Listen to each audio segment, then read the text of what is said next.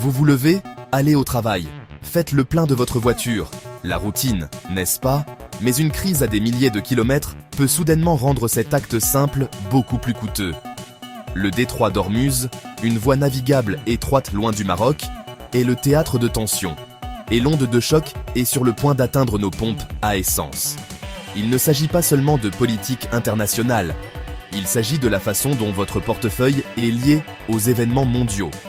Le prix du diesel devrait augmenter de 2 dirhams par litre. Tout cela parce qu'une crise dans le golfe Persique a plongé les marchés pétroliers dans la panique. Lorsque la principale artère pétrolière du monde est bloquée, tout le monde le ressent, en particulier les pays comme le nôtre qui dépendent de l'énergie importée. Considérez l'approvisionnement mondial en pétrole comme le sang de l'économie mondiale, le détroit d'Ormuz étant la veine jugulaire. Même une menace là-bas fait grimper les prix. Le Maroc, en tant qu'importateur majeur, ressent immédiatement la pression.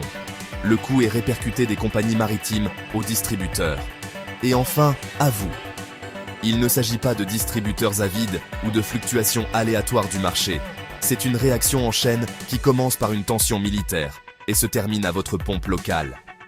Dans les sections suivantes, nous allons décortiquer ce qu'est le détroit d'Ormuz, pourquoi il est important, comment la crise s'est déroulée et ce que cela signifie pour l'avenir du Maroc.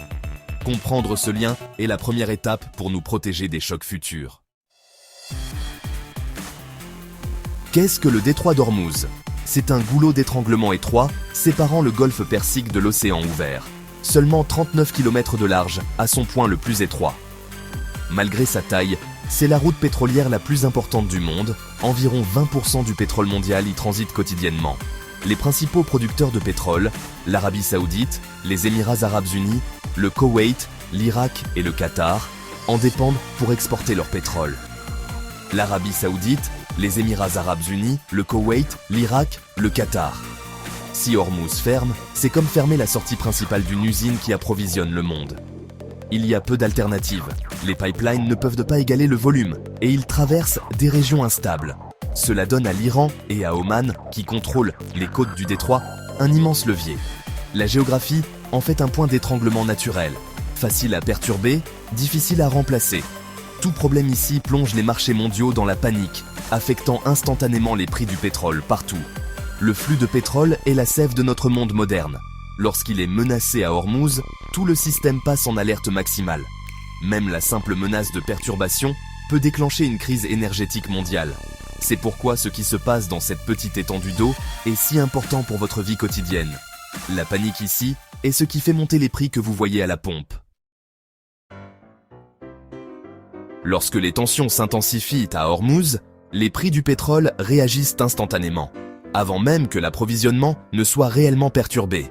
Les traders paniquent, achetant des contrats à terme sur le pétrole et faisant monter les prix. Récemment, le Brent a bondi de 78 $ à plus de 90 $ le baril en quelques jours. Mais il n'y a pas que le pétrole lui-même. Les coûts d'expédition montent en flèche aussi. Les primes d'assurance pour les pétroliers augmentent, ajoutant des millions à chaque voyage. Ces coûts sont répercutés sur les importateurs, puis sur des pays comme le Maroc. Nous payons plus cher le pétrole brut et sa livraison, ce qu'on appelle le coût débarqué. Les distributeurs marocains n'ont d'autre choix que de payer ces prix plus élevés pour maintenir l'approvisionnement en carburant. Le résultat, la crise arrive à nos portes presque instantanément. Dans le monde d'aujourd'hui, les marchés et les chaînes d'approvisionnement réagissent en temps réel. Le prix à votre pompe est lié à ces changements mondiaux. Ainsi, tandis que le drame se déroule loin, l'impact financier est immédiat et impitoyable. Pour le Maroc, chaque pic à Ormuz se fait sentir directement chez nous. Pourquoi le Maroc est-il si vulnérable? Parce que nous importons près de 90% de notre énergie. Lorsque les prix mondiaux sont stables, cela fonctionne. Mais un choc comme celui d'Ormuz révèle notre talon d'Achille. Nous sommes des preneurs de prix, pas des faiseurs de prix, avec peu d'influence sur la scène mondiale. La fermeture de la raffinerie Samir a aggravé les choses. Nous importions du brut moins cher et le raffinions nous-mêmes, ce qui nous donnait une marge de manœuvre. Maintenant, nous importons directement des produits raffinés, plus chers et plus volatiles. Les changements de prix sur les marchés internationaux frappent les distributeurs marocains presque instantanément. Lorsque les prix du diesel montent à Rotterdam, ils montent bientôt à Rabat et Marrakech. Les distributeurs répercutent ces coûts sur les consommateurs, de sorte que les prix à la pompe changent fréquemment. Les consommateurs marocains sont exposés, au bout d'une chaîne d'approvisionnement fragile. Notre sécurité énergétique dépend de politiques lointaines et de voies maritimes. La crise d'Ormuz est un rappel brutal. Nous avons besoin d'une stratégie nationale pour protéger notre économie de la volatilité mondiale. Sans nos propres sources d'énergie, nous serons toujours à la merci des crises lointaines. Comment une crise à Ormuz se traduit-elle par une augmentation de 2 dirhams par litre au Maroc? C'est une conséquence directe de la hausse des prix du brut, des frais de transport et des coûts d'assurance auxquels nos importateurs sont confrontés. Étant donné que les prix du carburant sont désormais libéralisés, les distributeurs ajustent les prix à la pompe en fonction de leur facture d'importation croissante, généralement 2 fois par mois. Il n'y a pas de subvention gouvernementale pour amortir le choc, de sorte que le coût total retombe sur les consommateurs. Le diesel alimente nos camions, nos bus, nos fermes et nos usines. Une augmentation de 2 dirhams frappe tous les secteurs. Les coûts de transport augmentent, de sorte que la nourriture, les biens et les services deviennent tous plus chers.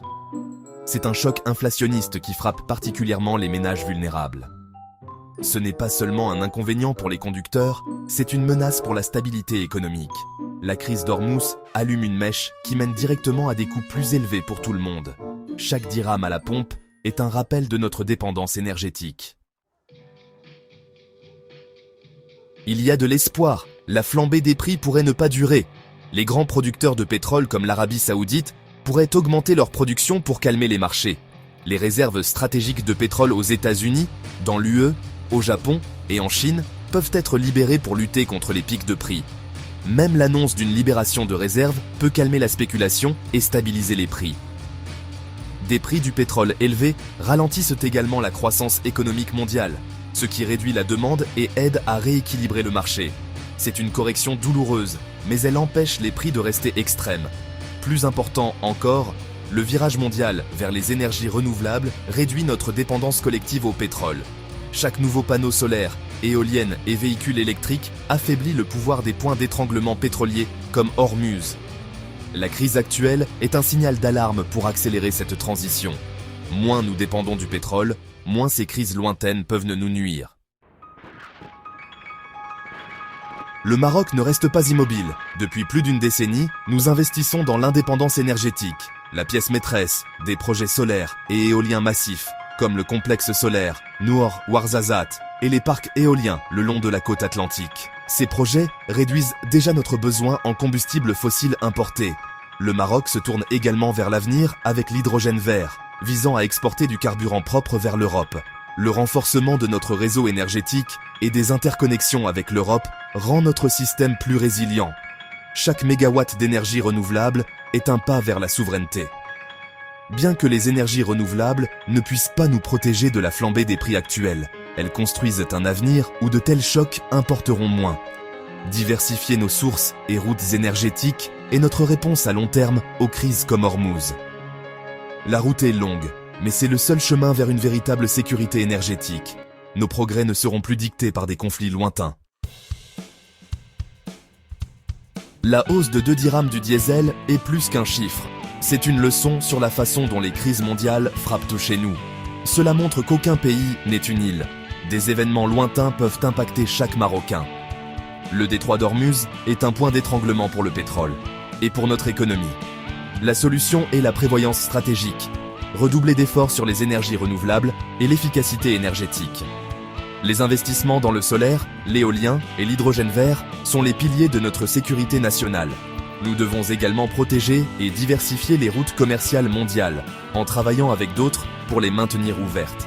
Notre sécurité est liée à la stabilité mondiale. La crise d'Ormuz est un signal d'alarme pour accélérer notre transition et construire une économie résiliente. L'objectif, un Maroc suffisamment fort pour que les crises lointaines ne dictent pas notre avenir. La véritable indépendance viendra lorsque les nouvelles d'Ormuz ne seront que cela. Des nouvelles, pas une menace pour nos portefeuilles.